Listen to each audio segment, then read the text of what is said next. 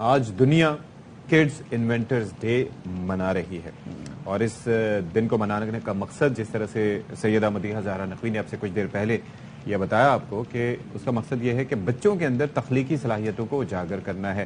اچھا, تخلیقی صلاحیتیں بھلے کوئی صومالیہ میں رہنے والا بچہ ہو, بھلے پاکستان جیسے تھرڈ ورلڈ کنٹری میں رہنے والا بچہ ہو, یا بھلے امریکہ یا سنگاپور میں رہنے والا بچہ ہو, ہر بچے کے اندر قدرتی طور پر یہ صلاحیتیں موجود ہوتی ہیں, لیکن ان کو نکھارنا یہ اطراف میں رہنے والے لوگوں کی ذمہ داری ہوتی ہے اور ظاہر ہے اس کا ماحول کا بھی اس کے اوپر بڑا گہرا امپیکٹ ہوتا ہے. بالکل صحیح بات جی. اصل میں مسئلہ یہ ہے کہ اور ہمارے اندر کیونکہ پیشنس کی اتنی زیادہ کمی ہے کہ ہم چھوٹا بچہ جب بہت ساری چیزیں کر رہا ہوتا, کھیل کود میں کوئی ایسی چیز کر رہا ہوتا تو ہم بچے کو ہر چیز میں سنب کرتے ہیں, بچے کو نو کرتے ہیں. بچے کے اندر نا ویسے اللہ پاک کی طرف سے تجسس بہت زیادہ ہوتا ہے, کیوریوسٹی بہت زیادہ ہوتی ہے, اسی لیے آپ کا بچہ آپ سے بہت سوال پوچھے گا.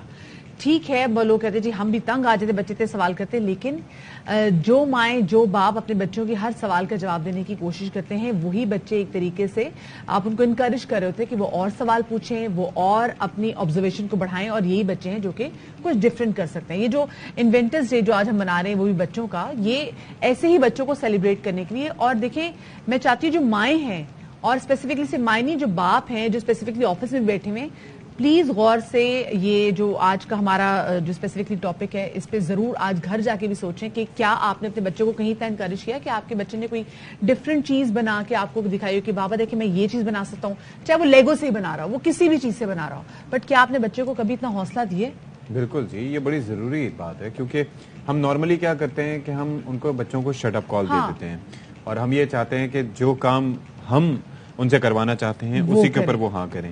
اور بچہ اگر آرٹس میں دلچسپی لے رہا ہے تو ہم کہتے ہیں نہیں نہیں یہ کوئی کام نہیں ہے, اس کے اوپر آگے کیا. ہم ابھی بچہ 7 سال کا 8 سال کا 9 سال کا نہیں ہوا ہوتا, ہم اس کے کریئر پلاننگ اس وقت شروع کر دیتے ہیں اور اس سائڈ پہ اس کو بھیجنے کی کوشش کرتے ہیں جس میں وہ اچھا بھی نہیں ہوتا. دیکھیں یہ ماں باپ بھی بات سمجھ لیں کہ نہ آپ مداری ہیں نہ آپ کا بچہ باندر ہے, میں بندر بھی نہیں کہوں گی, نہ باندر ہے, ٹھیک ہے.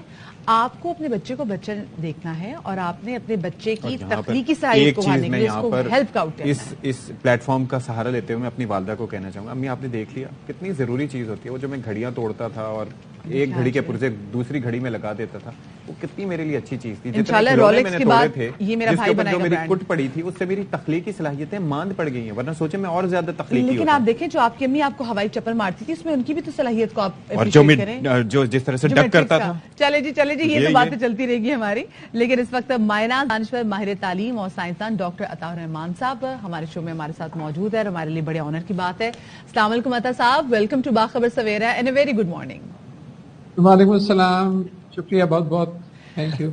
اچھا عطا صاحب یہ کہیے گا کیونکہ آج کا دن ایک ایسا دن ہے کہ میرے خیال سے پاکستان میں تو اس کو سیلیبریٹ کرنے کی ضرورت ہے, وہ اس وجہ سے کیونکہ ہمارے آس پاس بہت سارے ایسے بچے موجود ہیں جو کہ کہیں نہ کہیں چھوٹی چھوٹی سطح پہ کچھ نہ کچھ چیزیں انوینٹ کرتے رہتے ہیں, لیکن ماں باپ کو ہوتا ہے کہ اوہو ابھی سے اس کام میں پڑ گئے نا تو پڑھائی کیسے کریں گے. ان کو یہ سمجھ بھی نہیں آتی کہ بہت ساری چیزیں ساتھ چل سکتی ہیں. آلسو ہمارے ہاں ماں باپ بچوں کو اتنا کیوں ٹوکتے ہیں ہر چیز میں؟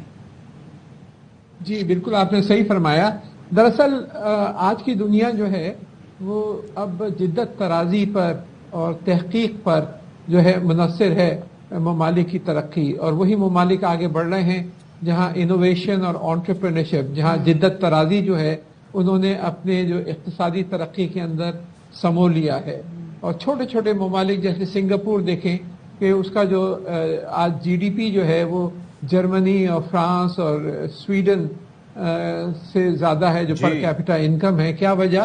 صرف 55 لاکھ کی آبادی ہے کہ انہوں نے سارا زور جو ہے وہ تعلیم کے اندر, یعنی کہ school level, college level, university کے اندر اس انداز سے تعلیم دیتے ہیں تاکہ بچے جو ہیں وہ صرف رٹا لگا کے پاس نہ ہوں بلکہ جو پرابلم سالونگ سکلز ہیں, جو مسائل کو حل کرنے کی قابلیت ہے, وہ ان کے اندر پیدا ہو تاکہ پھر وہ جب پاس آؤٹ ہوں اپنے کالجز سے یا یونیورسٹی سے تو اپنے اسٹارٹ اپ کمپنیاں بنائیں, نئی نئی ایجادات کریں.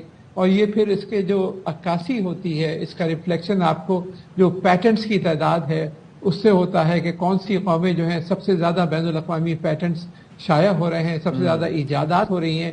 تو یہ شروع سے, اور جیسے آپ نے بالکل صحیح فرمایا کہ اس میں گھر میں کردار کے بچہ اگر پوچھے کہ یہ کیا ہے یا کیوں ہے یا کیسے ہے تو اس کو سمجھانے کی کوشش کریں اور اس کے کہ کیا وجہ ہے کہ آسمان نیلا ہوتا ہے, ڈاکٹر صاحب کیا وجہ ہے یہ دیکھیں نا کہ وہ کیا وجہ ہے کہ اتنی خوشبو ہے. اس کے پیچھے بہت دلچسپ اور معلومات ہوتی ہے.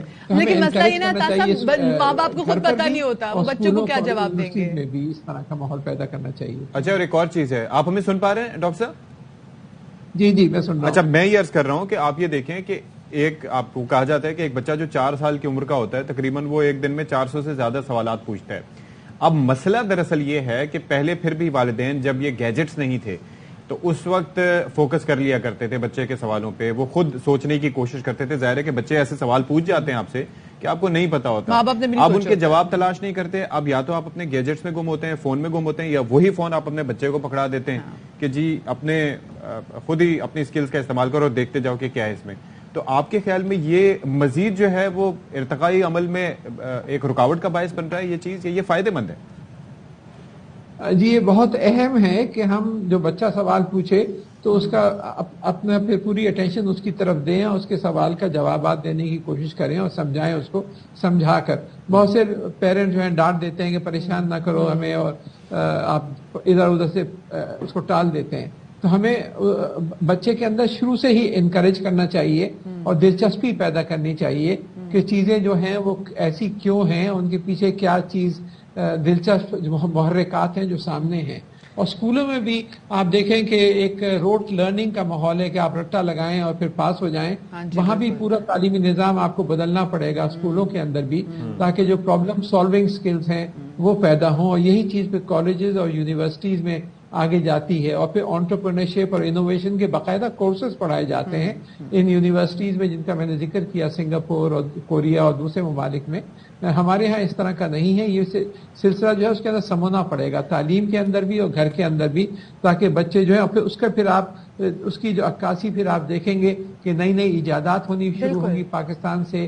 ہمارے بچوں کے اندر تخلیقی صلاحیتیں تو اللہ تعالیٰ نے کوٹ کوٹ کے بھر رکھی ہیں، لیکن جو جس ایکسپوجر ہے، جو ماحول ہے ہمارا، اس میں انکریجمنٹ نہیں ملتی بچوں کو کہ اس سے اپنی تخلیقی صلاحیتوں کو پوری طریقے سے اجاگر کریں اور اس سے فائدہ اٹھائیں. اور اسی نالج اکانومی طرف بڑھنا ہے. ڈاکٹر صاحب ایک بات کہیے گا، اس میں لائبریریز کا، اس میں میوزیمز کا کتنا کردار ہوتا ہے؟ کیونکہ دیکھیں ویسٹ میں تو ہم دیکھتے ہیں کہ ماں باپ جو ہیں وہ 2-2 سال کے بچوں کو بھی ان کی پرٹیکولر لائبریریز ہوتی ہیں، جو بڑی بڑی لائبریریز ہوتی ہیں ان میں بچوں کا بھی ایک سیکشن ہوتا ہے، وہاں پہ لے کے جاتے ہیں. پھر میوزیمز بچوں کے لیے ہوتے ہیں.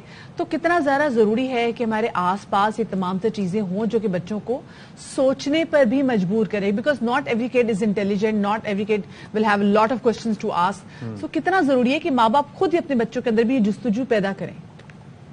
یہ بھی بہت ضروری ہے. اور اسی لیے میں نے کراچی میں پاکستان مرین اکیڈمی کے ایک فلور پر ایک چھوٹا سا سائنٹیفک میوزیم قائم کیا ہے، تاکہ بچے وہاں کھیل کھیل میں سائنس کے اصولوں کو سیکھیں.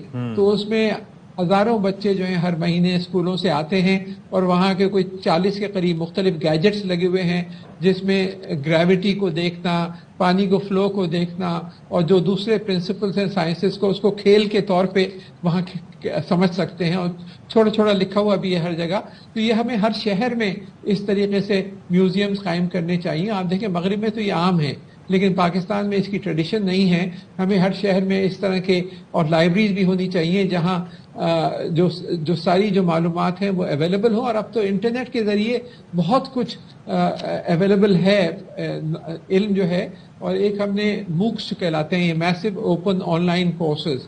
اس میں ایک ہم نے قائم کیے ہیں یہاں elijforlearning.com.pk کے ویب سائٹ پر، جس کو پریزیڈنٹ آف پاکستان نے انوگریٹ کیا تھا چند سال پہلے.